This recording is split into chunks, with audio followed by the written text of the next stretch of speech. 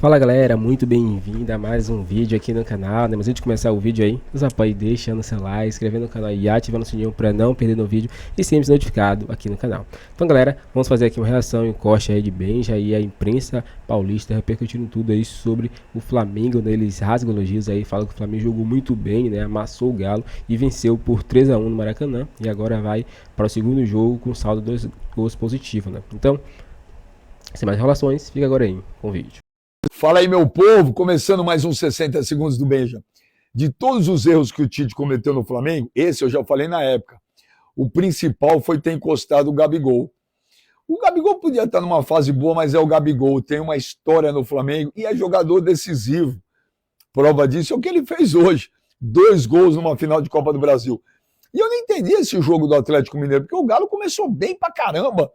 Com 1 minuto e meio de jogo, quase fez 1-0, o Rossi fez defesa, o Galo estava bem. E aí, cara, o Flamengo meteu 3-0. Se fosse 3-0, eu já ia falar que o Flamengo já é o campeão da Copa do Brasil.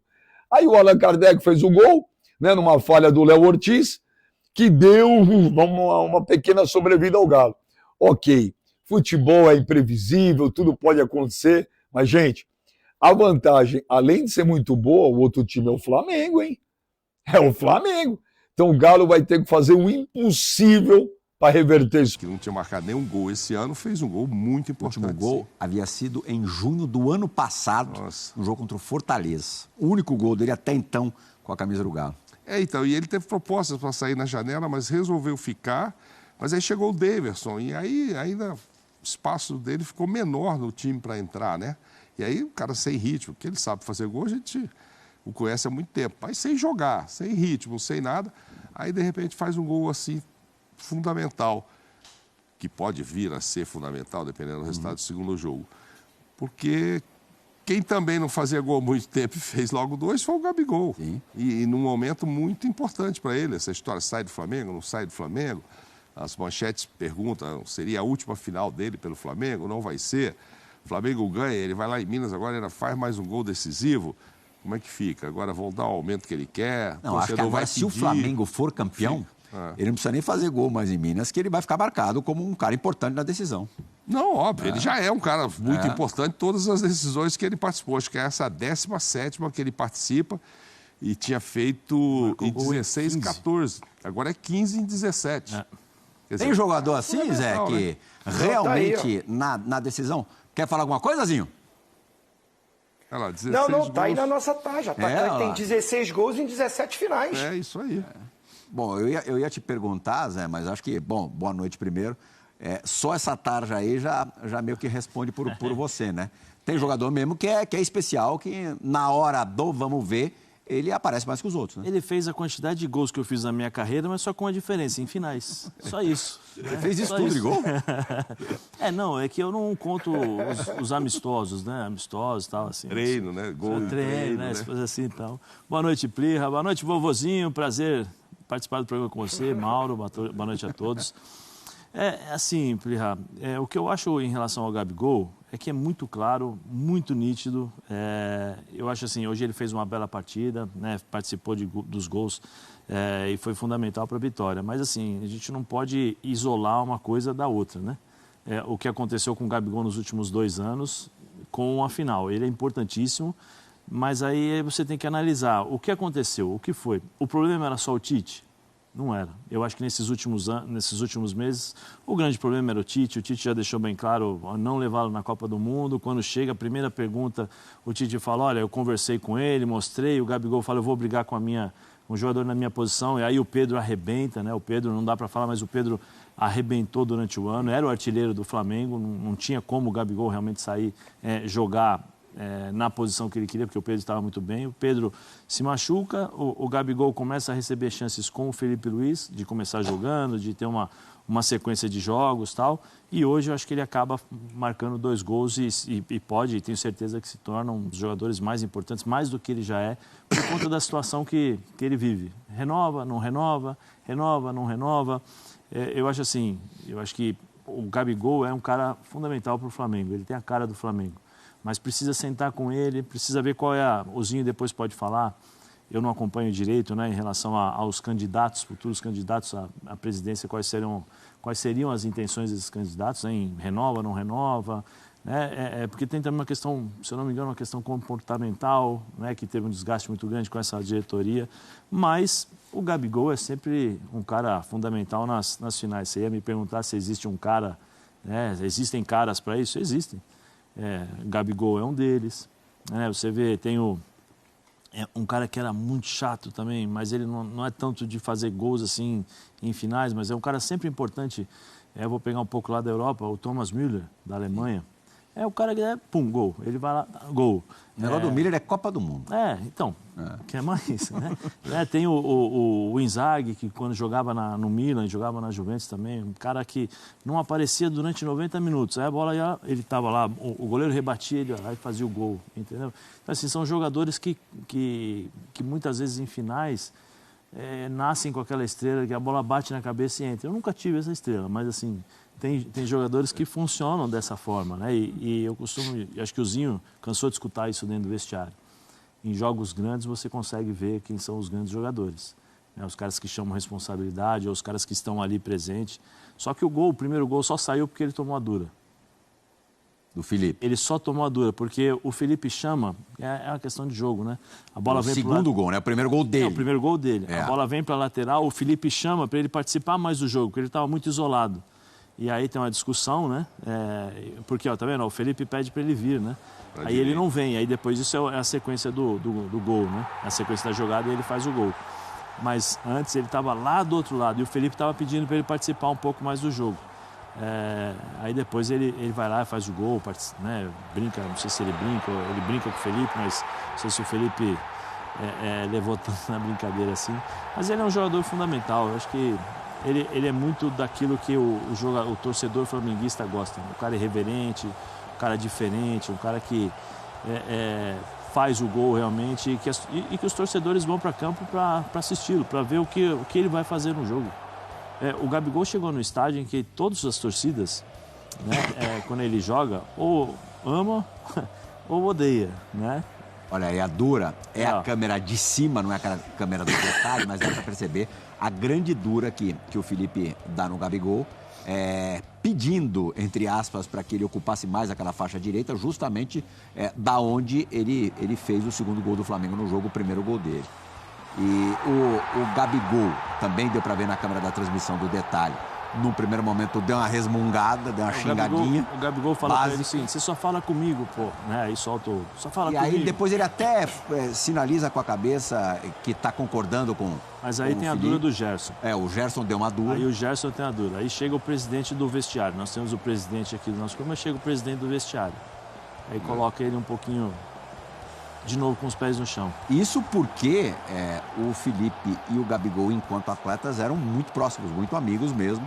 E o que deve até ser mais complicado pro Felipe administrar, porque agora as funções são bem diferentes. Mas eu acho, Plihal, que aí não é o Felipe que tem que administrar, não. É o Gabigol que precisa entender que existe uma questão de hierarquia. Ele continua dando a bronca ali. O treinador é mais importante nesse sentido. Se o Gabigol realmente...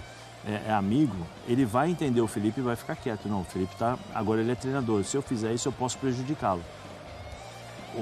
O amigo, o cara que é parceiro, não, agora ele é meu treinador, eu tenho que respeitar. Fora do campo, na hora de tomar um vinho, tomar uma cerveja, não sei se eles bebem ou não, né? Aí sim, seu moleque, me respeita, né? Não, você é treinador e tal. Aí é uma questão pessoal entre eles, aí entra a amizade. Mas dentro do campo, dentro do estádio, o Gabigol tem que respeitar, especialmente o Felipe, por ter essa amizade, porque o Felipe está começando agora. É um desafio para o Felipe e o Gabigol precisa entender isso, que o Felipe precisa dele, precisa da ajuda do Gabigol justamente para isso, porque o Felipe está apostando nele. O Felipe bateu de frente com um monte de coisas, um monte de situações e o Felipe falou, quem vai jogar é o Gabigol, eu gosto dele e eu preciso de um jogador com essa característica. Nessa parte, digamos, comportamental, eu imagino que o Zinho tenha vivido os dois lados da moeda. Tenha sido subordinado a quem já dividiu o campo como atleta, como companheiro de time, e o contrário, nas funções de gerente e depois como treinador, Zinho, imagino que deva ter acontecido de você dirigir, mandar em quem era teu companheiro de campo. Como é que você se policiava nos dois sentidos? Assim, eu não tive a função de treinador, né? Que você tem um contato assim, maior nesse momento do jogo, né? Então, como auxiliar técnico do Jorginho no Vasco da Gama, né? Eu trabalhei com jogadores que eu, ao longo da carreira, joguei também, né? Tipo o Nenê, o Andrezinho, né? Então, assim, o Júlio César e outros que eu joguei contra, né? Jorge Henrique, vários deles. Edu Dracena, eu como gerente de futebol no Santos, era jogador, mas nós fomos campeões no Cruzeiro. Vários outros atletas ali, né, que eu tive esse contato. Tem que saber separar. A coisa é de você ser companheiro fazendo a mesma função, que é ser jogador, e a outra é você ter a gestão do grupo. Mas acho muito importante a intervenção do Gerson. Me mostra uma liderança muito legal, muito boa, porque o Gabigol faz o gol e ele não deixa de colocar, cara, raciocina, pensa, cara, bota a cabeça no lugar, vai querer discutir com o cara. Pô, se você está jogando é por causa do cara, é ele que está apostando em você e está te orientando, está te pedindo para fazer uma função porque foi treinado. O Flamengo jogou com 2 pontas, precisava dele mais como referência. Não era mais o Gabigol para sair, para vir dialogar na intermediária. Já tinha o Gerson e o Arrascaeta para fazer isso. E tinha jogadores para fazer o corredor. E se você for ver, o Alexandre muitas vezes veio por dentro. Por isso que o Flamengo ganhou o meio campo, né? O Alexandre vinha por dentro. O Wesley, às vezes, não estava só aberto, vinha por dentro. Tinha um número maior de jogadores no meio. Não precisava dele sair para ele vir. Precisava ele dar uma caidinha para a direita ali, né? Em alguns momentos, mas mais eu entendo que pedir um posicionamento dele mais em cima do trio defensivo do Atlético. O Atlético, o Milito, quando não tem o Davidson e ainda tinha o Zarate voltando no banco, ele opta por jogar com o Arana mais à frente e o Rubens como um ala, vamos dizer assim. E o lado direito é ali o Scarpa pelo lado direito. Então, não tem muita gente no meio. O Paulinho que vinha ali um pouco, mas não é característica. Praticamente tinha 2 volantes, né? O Otávio e o Alan Franco, para tentar brigar com o meio campo. Tem Gerson, Arrascaeta, o Everton, o próprio Alexandre que vinha por dentro. O Flamengo ganhou esse meio campo. O Milito demorou de enxergar isso. Então a dura no Gabigol é muito para isso, cara. Não precisa você vir aqui, prende os caras na frente, se movimenta aí, mais na entrada da área.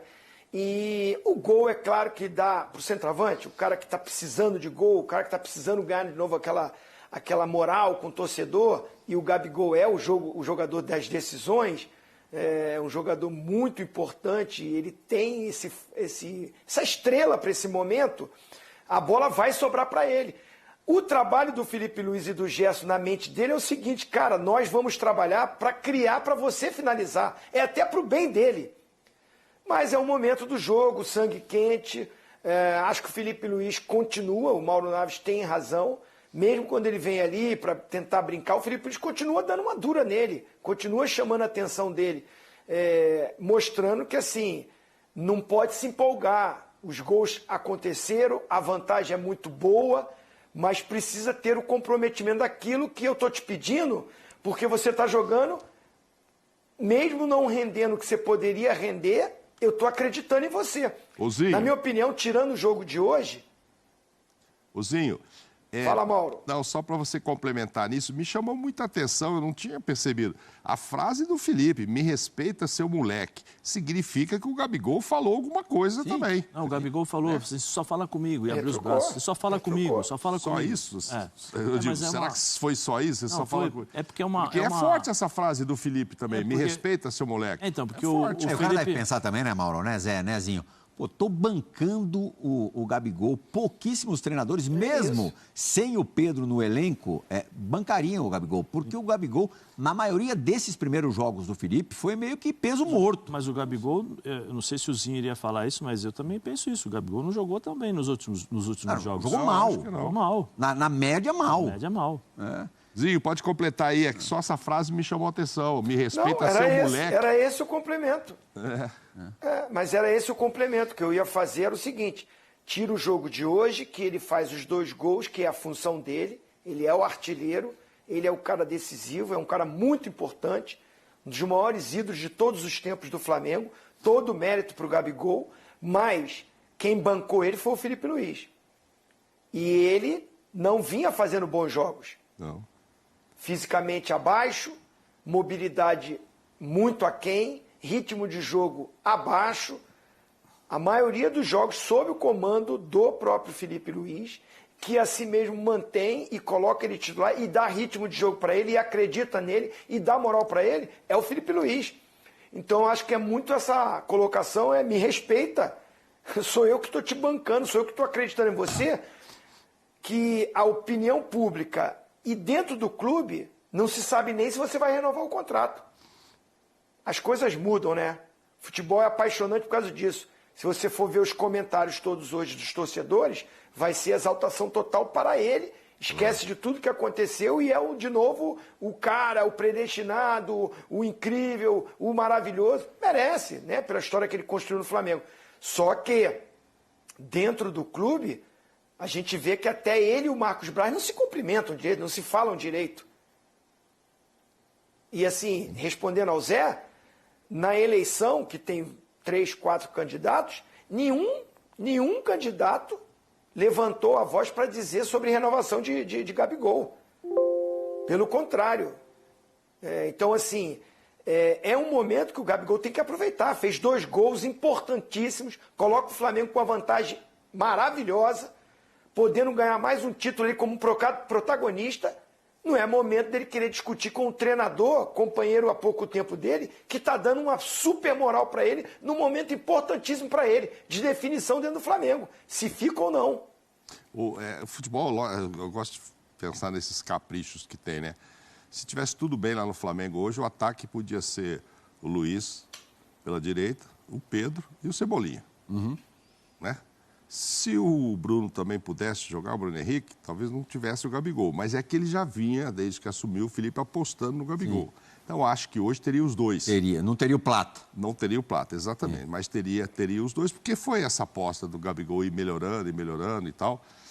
E uma hora aí podia acontecer alguma coisa. E aconteceu, né? Sim, aconteceu. Ele fez os 2 gols. Vamos ver como é que os candidatos vão se manifestar amanhã. Sabe por quê? Que eu sempre achei, há muito tempo durante o ano, que o Gabigol, se tiver vontade de sair, não quer falar que foi ele que saiu.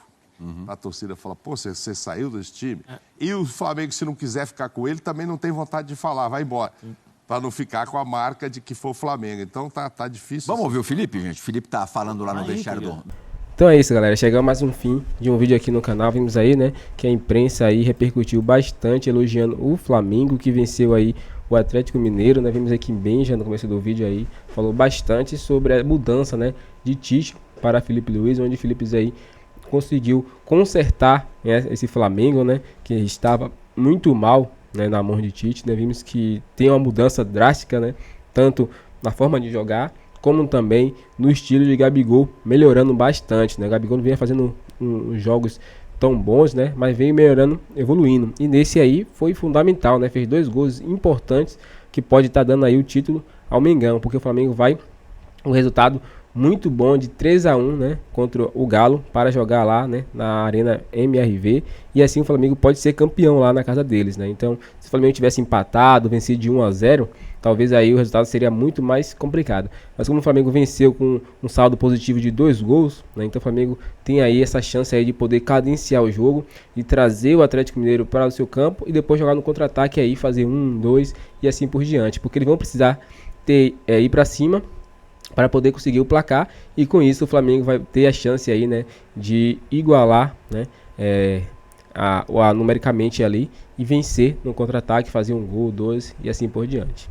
Qual a sua opinião, torcedor? Deixa um comentário pra gente aqui, se inscreva no canal e ative o sininho para não perder nenhum vídeo aqui e sempre ser notificado. Agora, valeu e até o próximo vídeo.